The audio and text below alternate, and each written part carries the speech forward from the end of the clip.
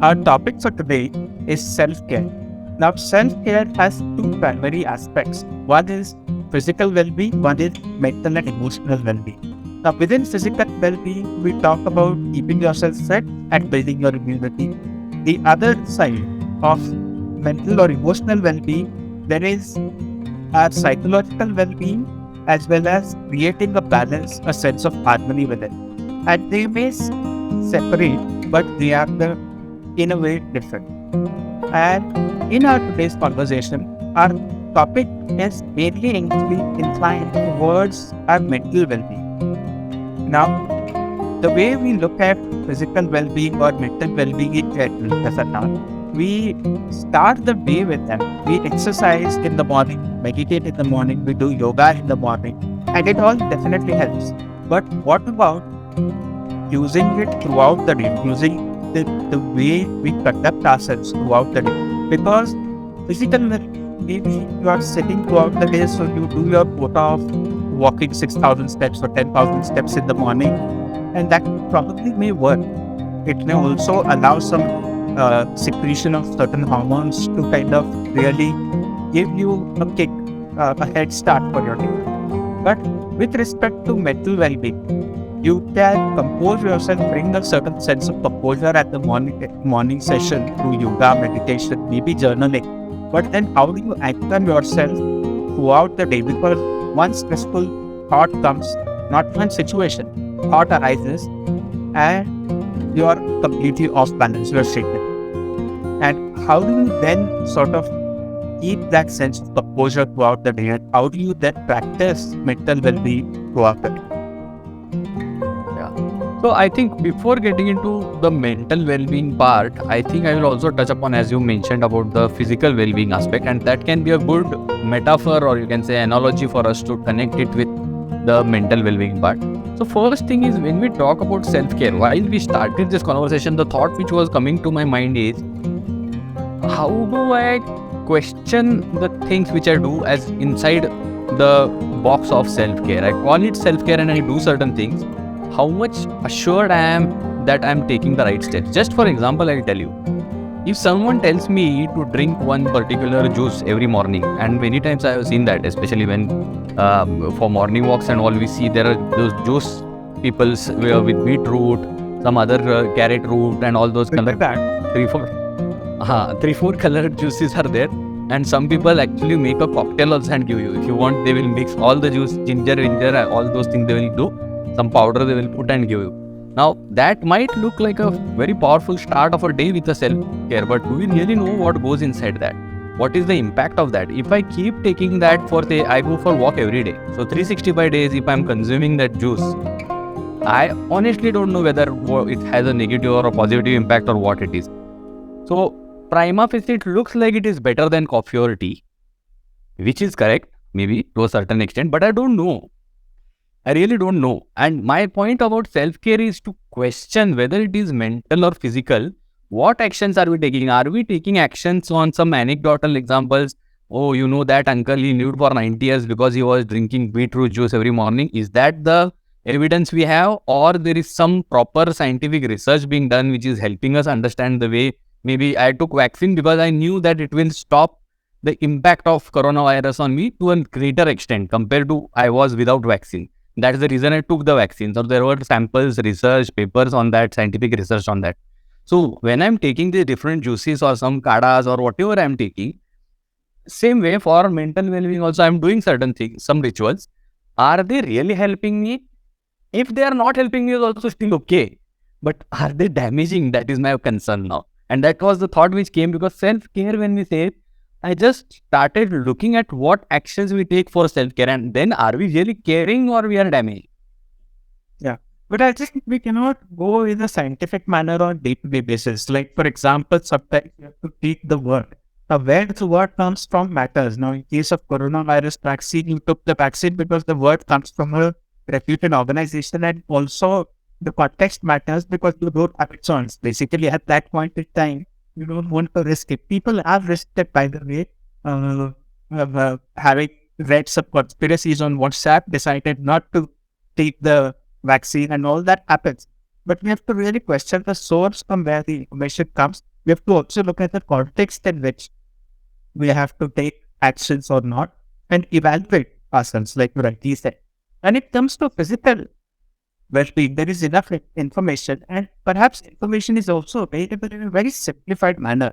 So what really happens is that at that point in time, it becomes very easy for us to comprehend and make a informed decision on the subject. When it comes to mental well-being, each person's mind is different in a certain manner. Physiologically, our body is different, but still the same. The muscles function similarly. But mentally, even the nervous system is the same on the surface level. The way we think, the way we function works very differently. So, how do you then gauge? One way to look at it is perhaps observing your own thoughts, your own experiences closely, monitoring them, what your thoughts are, how it kind of impacts. And there are enough, like if you become observant, there are enough cues which are there. Depending on the kind of food you're consuming, the thought that happens alters. And the kind of sleep that you would have had previous night, the way your day starts, your mental uh, position is, or your judgments are there. Food feeding, you don't have to go in a complex manner. Just take a couple of pecks of alcohol and then see how your judgment is impaired. So that's alcohol exaggerates that, and so it's very easy to see perhaps. But that happens at every level. Similarly, with sleep, we may not notice on day-to-day basis that okay, today I've just slept half an hour less than regularly. But if you don't sleep, you're sleep deprived for 2 days, you really notice it gets pronounced. So even that half an hour is got impact. So we have to sensitize ourselves really closely. Yeah, I completely agree on that. And I'm also not saying, of course, there is a long term impact of things like sleep and food, but even there is a short term impact, I can tell you. Now, today we are doing this recording on a Sunday morning. And if you and I we didn't had our breakfast, or we had the right breakfast or wrong breakfast, Or that had a was sort beside my party. correct. That also has a direct impact on this recording also. So, and the recording I'm taking as an example, but the point is throughout the day, then your day goes in a very different direction. We know that sometimes we have no time to have breakfast, so suddenly we get into something, but then we realize after some time that there are various things which act displays differently than when you are in a much better position with your stomach filled and you have the required energy to do the thing. Whereas the world without lack of energy is a different thing. So as you rightly said, and even that happens with sleep. Sleep deprivation, I think it has a direct impact also. Long run impact is there, but even short run impact, we see that in people. You see their pace.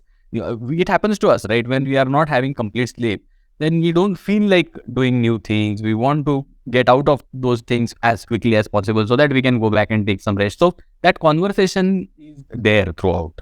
Mm. Now, the other aspect which I wanted to touch, Prasanna, is a very important one because we think that mental well-being is different, physical well-being is different. It's easy to comprehend, so we put it into two branches, but they are the same because they are associated to us. And a lot of times, depending on your mental state, your physical body changes and alters. Now, we have cited this example in the past, a very rudimentary one for that matter, but it is something that each one of us have experienced. That if we have stage fright or if we aren't enough prepared and we are on the stage, our heartbeat increases, palms pull down. So a thought about how my talk will go or how my self will be perceived by the audience changes my physiological condition, my physical condition, my temperature, heart rate, everything. And you take a deep breath and your mental process, your action is physical of taking a deep breath and oxygenating your body, but your thoughts get altered by that. So there is a link between the two. Now, this is a very rudimentary one, but on a day-to-day basis, the way we are breathing, the way we are conducting, the way our thoughts are showing up on your body. And I think that is something which is really sort of vital. That is something which is important to kind of notice. And we seldom kind of acknowledge that part. Yeah. No, I agree. And the reason which I brought that point of self-care connected with various things, because when we say self-care, Sandesh, the things which comes to our mind are skin care, eye care, body care, mind care, spirit care, all those things, caring for your emotions. So all those cares, if you see, they have been very well used by the marketing and branding industry. Now, skincare, if you take for example, so much of hampering is done. There are billboards that they are telling you that you should have a certain kind of skin, certain tone of skin, color of skin, texture of skin. No, who is deciding that? Why is it required?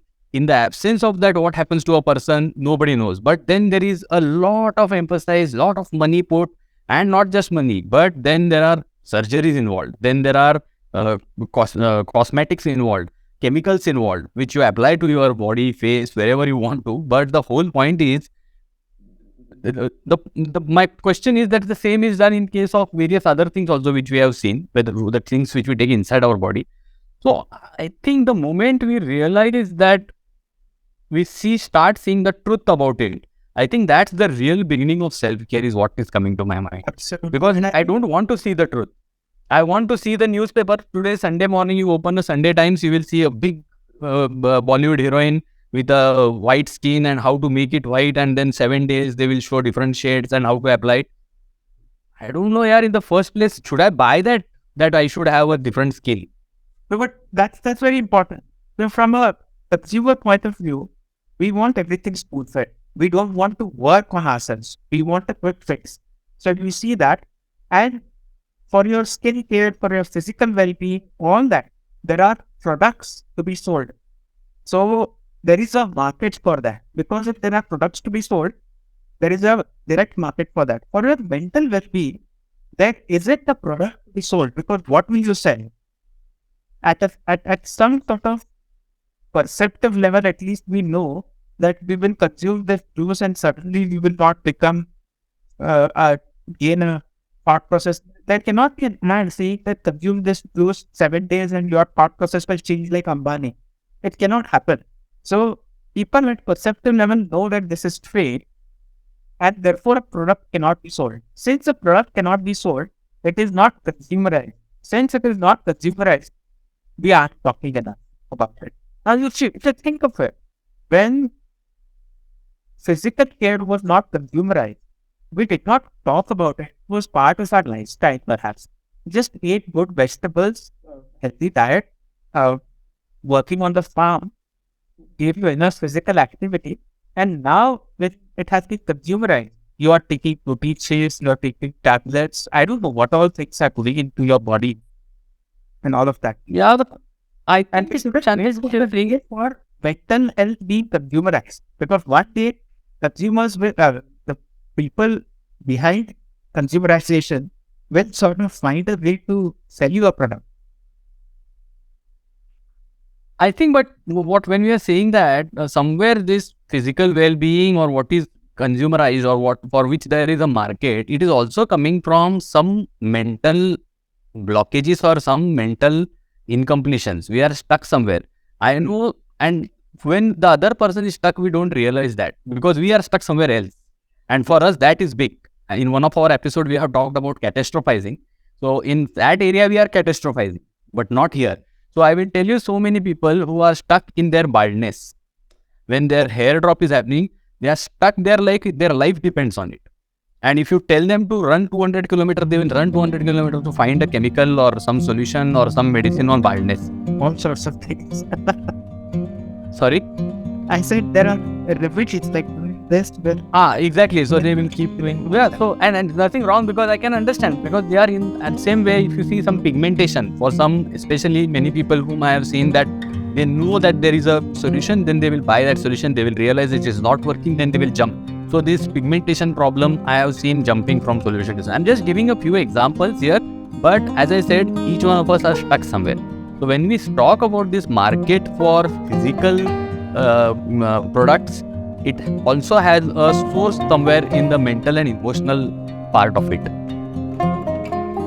So how do you kind of then overcome that? That's a part in my background, but it's something which everybody has to kind of take a stand to kind of really observe your own experiences. It comes down. Yeah.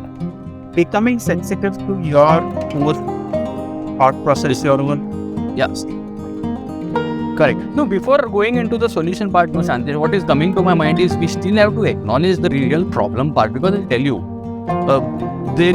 before we find a problem is not there in the first place, the market, and when I say market, there is no one person who is doing that. It is not like one big industrialist who has a wicked mind and that person is working. No, it doesn't operate that way. It is the whole system operates in such a way that it brings and it shifts the focus. Now you see the focus, there was a huge focus on these chemicals, use of chemicals, and those chemicals were named that this is there in your toothpaste, this is there in your whatever skincare routine. From there it moved slowly towards more of natural product. So charcoal in your toothpaste and all comes from that process, and then they started moving to herbal products. So there is a big industry, and the moment these words come, there is a lot of defense mechanism. Ayurvedic product. The moment someone says Ayurvedic product, you will not question that, because it is not good to question Ayurveda. In India, at least in Indian context, you are doing something illegal by questioning Ayurveda.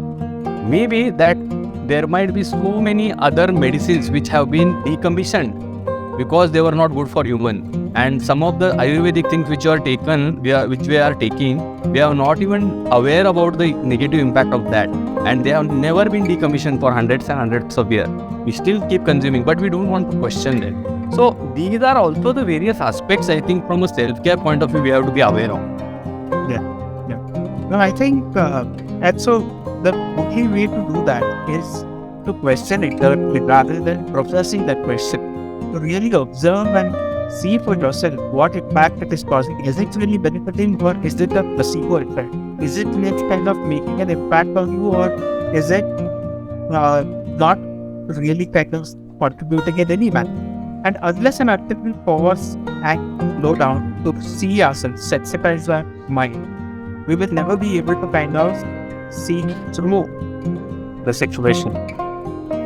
At that note, we complete our base conversation. Thank you so much for listening.